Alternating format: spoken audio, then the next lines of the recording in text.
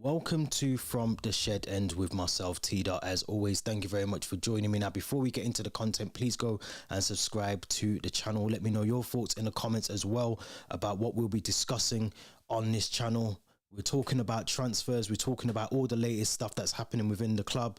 So yeah, let me know your thoughts. Make sure you smash that like button. Let me know exactly what you think. And also make sure you subscribe to the channel. Let's get that algorithm going on the channel, which is one of the things that I'm trying to get going on here. So if you're new to the channel, please make sure you subscribe to that and let me know your thoughts. But also as well, yeah, like, listen, this is a new channel. It's relatively new. We're trying to build it all up. We're trying to get it going. So, you know, we're on 331 subscribers at the moment. We're trying to get to 500 by the end of this month. If we can do that, then we've achieved what we set out to achieve, which is brilliant. But let's start with some news around training, around the current training at the moment that's taking place today. Mykhailo Mudryk is in the team. He's been training today with his new teammates at Cobham, but also as well, surprisingly, which we're going to talk about Mudryk very soon, but surprisingly as well, we also got to see that there was that Reece James and Ben Chilwell are also back in the team training. Now, I want to start there first because I think one of the things that worries me about the fact that they're back in training is they might be in contention to start against Liverpool on Saturday, which for me, if I'm being 100% honest, I don't think I want to see. I don't want to see them in the squad. I don't want to see them playing. I don't think they're ready to start the game. I don't think they're in a position where they should be starting games for us. I think at the moment, you know, they're at a position, I think, in my opinion, where they need that rehabilitation. And we need to think about Reece James now realistically as well. I mean, he's missed a lot of football last season. He missed a lot of football this season so far. And to rush him back, I mean, we got to see that against Bournemouth. You know, he came in, he looked really sharp, but, you know, he didn't even last the full game. And I think if we throw him into a game that's going to be very intense when we go to Anfield at the weekend, I think it's risky. And I think, you know, we need to think about not just this season, but also next season already in terms of Reece James. You know, I think we need him more so next season than we do this season. And, you know, yes, top four is still on 100%. I don't think there's any doubt in that top four is still an option. But I do think, you know, we have to look at really, like, you know, monitoring Reece James in terms of his ability to be able to play, you know, a full 90 minutes, which, you know, he doesn't look like he can do at the moment. So I think we just need to be very mindful that we are working within, you know, conflicted time strains at the moment in terms of, you know, Reece James not being able to play at the moment. Ben Chilwell's still injured as well. So I do think, you know, we need to just allow Reece James to have that proper, you know, even if it takes, you know, another 2 or 3 months before we even see him touch the grass again. You know, I think if that's the case, then so be it. I think, you know, I think we're willing to take the hit this season with Reece James not being played, no, not playing as much football as he should be, to having him fully fit next season. The same with Ben Chilwell. You know, I think, you know, Lewis Hall came in. I think he's played back-to-back Premier League games now, and he looks comfortable. I mean, he's got to work on certain parts of his game, but he's 18 years of age, and, you know, you look at him. He's a really good player for me, and I think he's someone, in my opinion, that I would still continue to want to see. You know, Liverpool's going to be a massive game at the weekend, and, you know, I think he's got the trust of Graham Potter, you know, to leave out Mark Cucurella in, you know, 2 Premier League games, to put your trust in an 18-year-old, I think tells you a lot about the fact that he's doing a lot on the training ground, and he's obviously doing a lot on the games. You know, like I said, you know, defensively, you know, he was good against Fulham. He made a couple of mistakes against Palace, but even going forward, you know, you can see that he's got the intention of trying to get into the box and trying to score goals.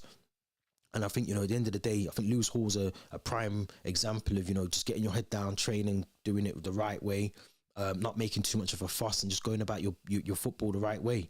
So I think for me, I would keep him in the team. But we are going to do a match preview about the Liverpool game tomorrow. We've got a Liverpool fan joining us, so we'll save all that talk for tomorrow in terms of team lineups, etc. But I do want to talk about some of the new signings as well later on in today's show. But so make sure you subscribe to the channel. Make sure you like the channel as well. Give it a good thumbs up if you're enjoying this content. Make sure we get the algorithms going. But yeah, in terms of Reece James, I think, you know, we've got to give him time. we've got to give Reece James time. Just allow him to be a good player. You know, we've seen what he can do when he comes on. We've seen what kind of things Reece James can do. Same with Ben Chilwell. But I think if we rush them back and we put them into the team, you know, I made up that they're both back in training. But if we throw them back into the team, I can only think right now must be too early for them to even be considered to be playing against Liverpool. You know, I know they had a long stint out before Christmas, and you know Reece James came back for Bournemouth. But these sort of injuries, you don't just come back and heal from them. I think you have to be given a sufficient time to be able to just recover properly. And I think if we keep pushing Reece James and throwing him into these games, and Liverpool don't get it, you know, anyway confused, will be a very difficult game for us to go into. You know, yes, they played yesterday, but they still rested a lot of their players. And, you know, I just think throwing Reece James into a game, you know, at the weekend, at early kickoff, you know, it's risky. It's risky. So, you know, I personally wouldn't want to see either of them start in that game, Ben Chilwell or Reece James. I think, in my opinion, they both should sit the game out. If it means Trevor Chalobah has to start at right back, or we have to revert back to a back four, then so be it. But I think Lewis Hall, again, on that left side, you know, I think he done well. It would be a massive test for him if he was to be put ahead of Cucurella. But you have to look at Cucurella. I mean, he hasn't started the game well. He hasn't started games, you know, I think maybe the Everton game when he came on. I mean, he was on the bench then, I think, as well. And he came on the second half and he looked okay. He looked half decent. But Cucurella doesn't strike me as someone who is the answer to our left back our left back situation at the moment. I think he's someone that we need to obviously give time, let him embed into the team. He's not even been here a season, but there's nothing from him at the moment that tells me that he should be starting ahead of Lewis Hall. So we'll see. I mean, we've got the Liverpool preview coming up tomorrow, which we'll have our Liverpool fan on, and they'll give us their opinions as well about Liverpool's season so far. But I want to talk some transfers. This is what this video is supposed to be about. So let's get straight into that, because obviously at the weekend we did sign arguably a very quality player, very inexperienced in the Premier League, and some people say that we've paid over the odds, but Mykhailo Mudryk had signed for the club from Shakhtar Donetsk. We robbed him from Arsenal's hands at the last minute. A player that, to be fair, was very much linked and heavily flirting with Arsenal. You know, clearly wanted the move there, but we were able to come in and hijack that move at the last minute. And I'm going to be honest, I'm impressed. I'm looking forward to seeing him start. You know, I think for the fee, you know, let's get the fee out of the way first, because originally we were told the fee was in the region of 80 to 100 million pounds, which has obviously come out over the last couple of days that we haven't paid that. We've actually paid 60 million up front with an option with add-ons of 20 million based on certain criteria that Chelsea would have to meet, which is one of them being winning the Champions League, the Premier League as well.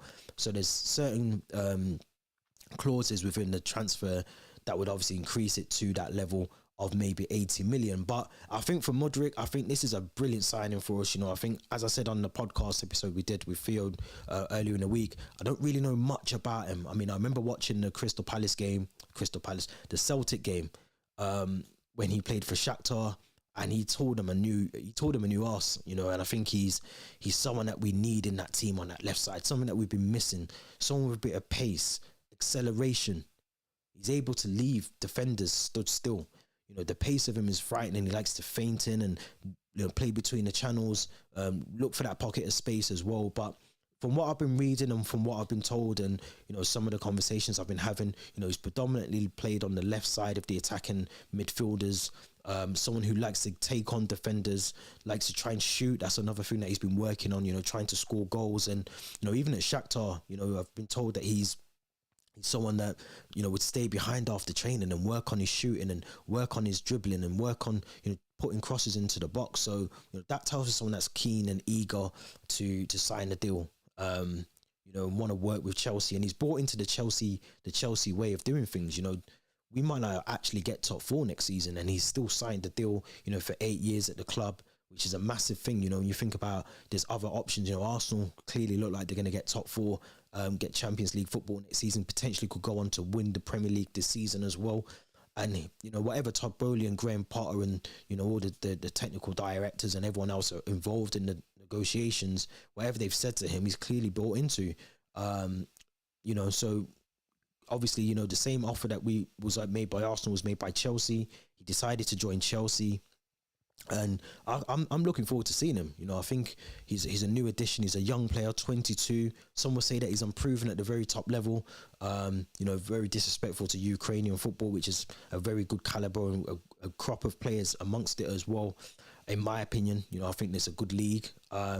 We've seen some good players come from that league as well. So I don't think you can say that he's come with the inexperience. Has he had much football as a professional? I think it's under 100 games. But at the end of the day, you know, he's young. It's what we need. He fits the profile of Todd Bowley, which is another good thing. So, you know, I'm looking forward to seeing him come into the team and hopefully change something going forward. You know, that's one of the things that we've been lacking in terms of, you know, not being able to create chances, not get the ball in the box, not even be able to take players on, which is something that, you know, you look at Christian Pulisic and Raheem Sterling, they struggle to do at times. So seeing a player of that caliber come in for the price that we've paid, for the length of contracts, which I think is 8.5 years, which is very unheard of in terms of contracts in the Premier League as well. I'm looking forward to it. I'll be honest. I can't wait to see him start. Hopefully against Liverpool on Saturday. Again, we'll have that preview coming up. But if he starts, I mean, you know, I'm expecting him to put on a good show, a very good show. You know, we know Trent is very good at times going forward, but defensively, you know, it's not, as strange as it sounds, it's not one of his best things, his best attributes as a player. So, you know, it's probably one of the worst times to probably come up against a new signing that's keen to impress the manager, impress the fans as well. So I'm looking forward to seeing what he can do as well. But moving on, let's see who else we got to talk about. CAICEDO. Now, I'll be honest, when we did sign Mudryk, I was sort of thinking, we need that. We need a defensive midfielder. We need a central defensive midfielder. We need someone in the middle of that box that can do a job. We need a right back, which we're going to get onto in a minute as well. And we also potentially need a striker in this middle of the pitch. So I get why people are frustrated. I get why people might think, why have we signed, you know, Mudryk when we need all these other players and all these other things need addressing? I'm with you guys 100%. I think the same thing. I think, you know, if we didn't have the injury to Christian Pulisic, who was out for, I think, 2 months, Raheem Sterling, in and out the team, doesn't really fill me with joy going forward. You know, Kai Havertz is currently playing that number 9 role. Could you shift him to the left? Possibly, but again, you know, so I think this signing made sense.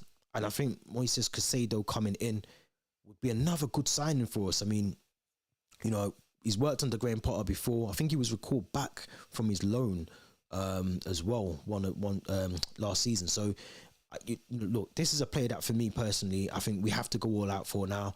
There's obviously talk about Declan Rice as well, who has been heavily linked recently in the last couple of days with Arsenal. I mean, it just, I don't know about Declan Rice. He's always one of those players that I feel has been overhyped. He's a player that, obviously, he's got the Mason Mount relationship and all of that stuff, and they're best friends, and that's great. But I think over the last couple of seasons, especially in Europa League, when West Ham went as far as they did in that, he impressed me. He did impress me as well at the World Cup. I just think with Declan Rice, I don't know. There's something that makes me question that sale to Chelsea. Obviously, we could potentially get him for relatively cheap. I think his contract comes to an end the end of this year in the summer. So, but for me, CAICEDO is the player I think we need. His ability to just pick out a pass, his ability to control that midfield, it's something that we've been missing, you know, since N'Golo Kante first signed for the club. We obviously can't rely on Jorginho anymore as well. So I think this is the sort of profile, again, that fits in with everything that we've been talking about on this channel. He's someone that fits in with that. And I think if we can bring him in for the right fee, I'm not against that at all. I think we need to bring him in. We need to have him as part of the team. And it would give an uplift to that midfield. You know, we're currently playing Dennis Zakaria, who was in that, you know, the sort of middle of the park alongside Jorginho or Kovacic, who hasn't been performing this season as well. I mean, our midfield is, when you look at it on paper, even if you put, Ruben Loftus-Cheek into that midfield as well, it's not the best. It's poor. It's a poor midfield when you think about it. And there's obviously talk about Jorginho leaving at the end of his contract as well. Kante, I think, in negotiations with another contract, at least a year. But is he going to stay fit for another year? I mean, these are the questions that you have to ask yourself as a Chelsea fan. Is he actually going to be able to stay fit? So I think in terms of CAICEDO, I think we should go all out for him. There's still a glimmerance of hope that we might sign Enzo Fernandez, but I'm going to be honest, I think if we can get at least CAICEDO over the line now and reassess and look at alternative options in the summer, I think we've had a really good window in terms of Mudryk, in terms of if we do sign CAICEDO. And then there is that talk about the striker, which we'll get onto as well in a minute, with the right back, which we'll move on to in a minute as well. But I think CAICEDO, for me, is the player that we need to seriously look at now. And I suppose the question is, are Brighton willing to sell? Are Brighton willing to sell? Because, they sold, obviously, Cucurella to us. There's talk about Leandro Trossard going as well to Spurs or Arsenal. And, they don't want to lose too many players, I think, at one time. So, they obviously need to rebuild their own squad in the meantime as well. And they do have still have some really good recruitment that happens at Brighton, even beyond Graham Potter and his team that was there. But I do think, if we can get CAICEDO over the line, give us something to work with next season. You want to try and get as many players in that is going to be part of this lineup going forward next season into the team early on. Give them, you don't want to be trying to sign players during the preseason. You want the players in now. It's always difficult to try and do deals in January because of clubs and where they are in the league and what they're trying to fight for. If it's top four or Europe or top half finish, it doesn't. It's always difficult to do that as well. So I think if we can get him in now, 100%, we've got ourselves a good deal. We've had a good window so far, but it's going to be difficult, I think, to get CAICEDO in. And when you look at the other alternatives out there, none of them really strike me as the profile. Maybe Lavia from Southampton, another one. But I think when you're talking about, end to end, you're talking about what can he do defensively, what can he do offensively, how does he get the ball forward? Watching for Brighton, he's one of the best players for them. So, and he's highly tipped. He's highly linked with other clubs as well. So for me, it's a no-brainer to try and get him in the club as soon as possible. If not now, then we have to make him a top priority ahead of Declan Rice for me, to get him over the line. I mean, Declan Rice, again, another one we need to monitor and see what happens. But I mean, I wouldn't be surprised if Declan Rice ends up at Manchester United. I really wouldn't be surprised. I know they've got the McTominay there and Fred and Casemiro and Bruno Fernandes and all these players that play in that sort of roles around there. But I think Declan Rice would be really good for them. I think Declan Rice would be a really good appointment for Manchester United. So, I think he might end up there, but we'll have to see. Now, I want to talk about right back because I feel like we talk about right back on this channel, and I've been on other channels and I've spoken about right backs on there. And it's sort of getting to that point now where it's a pressing issue. It's not just Reece James is out, we'll play someone there to cover. We don't have any cover at right. We don't have any depth whatsoever at right back. Not one player that I can think of. Maybe Trevor Chalobah, who isn't obviously a right back. He's predominantly a centre back, or he can play in defensive mid. It's worrying as a Chelsea fan to think that on Saturday we might have to play Azpilicueta. We might have to play him against Gakpo. That's a bit of a worry for me. So I think if we can look at alternatives, I mean, realistically, who could we bring in the January window? Kyle Walker-Peters is probably the one that I look at. Pedro Porro is another one, but I think, again, Porro looks like he's linked with Spurs. He looks like he's already had those conversations. They're deep in negotiations at the moment to try and get that deal done. I think Kyle Walker-Peters would be a really good addition to the squad, and I think he'd understand the role that is expected of him. He's kind of come in and potentially play, a handful of games depending on how well the rehabilitation is for Reece James. Does he get injured again? There's a lot to take in. So he's got an opportunity there to potentially play, a lot of football for Chelsea over the next, 12 months. But I do think we have to bring someone in. We do. I think the worst thing we did in the summer was allow Azpilicueta to stay at the club and offer him a contract when we could have just said, thanks for your service, you've won it all, just on your way and enjoy your life in Spain. And I think that's the route we should have gone down. We should have just said, you know, you're the player that has won it all for us. You know, you've been a good servant, you know, but now your time is up. And I feel that we've kind of set him up to fail. Every time we put him on the pitch, he just doesn't look like he's able to fulfill and do the job that he needs to do, you know, especially a right wing back. I mean, you're asking Azpilicueta, who has no legs left, to run up and down that wing.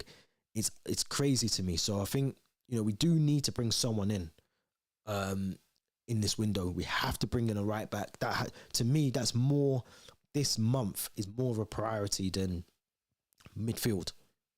My two priorities this window is a striker who realistically we ain't getting one of them unless we go and get Marcus Thuram, who I'm not 100% keen on, and also a right back. So we have to look at Kyle Walker-Peters. You know, again, you know, Southampton are knee deep at the bottom of the Premier League. You know, I'm sure Kyle Walker-Peters would favour the move away from the club.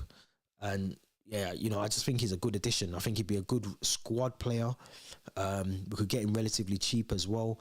And I just think, you know, in the summer, I think we need to address that in a bigger perspective. You know, we need to look at who can we bring in. You know, Reece James, for me, I've said it on here before, I don't think he's going to ever hit the heights that we know he can. I don't think he's going to do that. I think he's had too many injuries, big or small, that's kept him out of the game for too long. And I think sometimes when you're just an injury-prone player, you know, it carries on throughout your career and you just never really, you know, hit those heights that you should be hitting. So I think in terms of, for me personally, I think in terms of priorities, it should be, you know, a striker, it should be a right back. But if you don't get any of them, I'm not too disappointed because we've added João Felix to the attack. We've added Mudryk to our attack. We do have Fofana, unless we loan him out, that can play as a striker. So I'm still more concerned about some of the players that still are at the club, that seem to just be here, that don't really do anything. Let's be honest, they don't. You know, Hakim Ziyech, Conor Gallagher, Ruben Loftus-Cheek are three names that are currently being battered around amongst social media, amongst, you know, footballing media as well, that may leave the club. I think Crystal Palace especially are interested in Conor Gallagher. I think Newcastle are interested in Gallagher, Reece, Ruben Loftus-Cheek and Hakim Ziyech as well. So if all three of them can go, I mean, we've still got a massive squad in terms of midfielders, and some of these players must know that they're not going to get game time. I mean, Ruben Loftus-Cheek, if we do bring in a CAICEDO, or we bring in Enzo Fernandez, or we bring in just a midfielder, he must realise he's not getting game time. He must realise that. I mean, yes, he's played right back as a right wing back at times, but that's not his role. That's not his role. And if we bring in Kyle Walker-Peters, I would expect him to be ahead of Ruben Loftus-Cheek. Hakim Ziyech, I think, you know, gives you a good game 1 in 10. He'll give you one good game and he'll give you 9 bad. And Conor Gallagher, just, I mean, again, you see all these players coming in. João Felix, you see, you know, Mudryk coming in as well. You know, there's players ahead of him, and you know, if he's serious about his career, I think Newcastle's a really good move for him. You know, he played really well against Crystal Palace, and that would not be a bad move for Conor Gallagher. You know, some of these players have to just move on now. You know, Chelsea or not. You know, Chelsea, you know, heroes or whatever. You know, Kai Havertz might be another one. You know, I know he's been played out of his position. He's not a natural number 9, but you know, he hasn't really improved, even if you put him in his natural position. And it goes back to what I said, you know, some of these players have been here since Frank Lampard was here. You know, Hakim Ziyech, we saw Timo Werner move on and he's back in the Bundesliga doing really well. You know, Lukaku deal didn't work. Koulibaly didn't work, or hasn't worked so far. You know, so there's a lot of things, and it looks like Todd Bowley isn't scared to just, you know, get the guillotine and start chopping blocks, because, you know, he doesn't want a team of players that is mismatched, and he wants that balance in the squad. And, you know, slowly but surely, you can see that he's trying to do that. He's trying to get this squad working together. So the likes of Koulibaly, I mean, they're on borrowed time already. He's only just signed for the club, but he's 31. You know, it's on £295,000 a week. You know, he needs to be put. He should be as I said before on here, he should be the one player that you can bring in ahead of Thiago Silva and hold that defense together. And still, we're putting out Thiago Silva. So it tells me that, you know, he hasn't done what he's done. You know, he's been on the bench a couple of times as well. So there's a lot that needs to happen. But for me personally, I think, you know, I wouldn't be disappointed to see, you know, Conor Gallagher or Hakim Ziyech or even Jorginho leave the club, you know, in the summer window or even in this window as well. I think, you know, there's opportunity for some of these players to move on earlier than the summer before the end of the season. But I do think we need to address that right back situation. Now, this is going to cause a bit of controversy. And this is probably my thoughts before the betting scandal, the investigation. But I would take Ivan Toney as a striker. I'd take Ivan Toney as a striker. I would.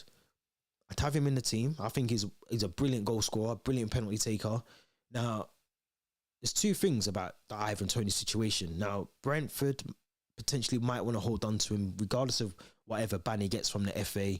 You could be talking 18 months. Now, do we take a hit on Ivan Toney? Bring in another striker as well. Let's not beat around the bush, because Aubameyang ain't good enough and Fofana hasn't kicked a game yet so far. But do we bring in Ivan Toney knowing he's going to be banned? Bring in maybe a lone striker or a striker, just another striker. We need more than one. Bring them in. And when his ban is up, because don't forget, he can still train with the squad.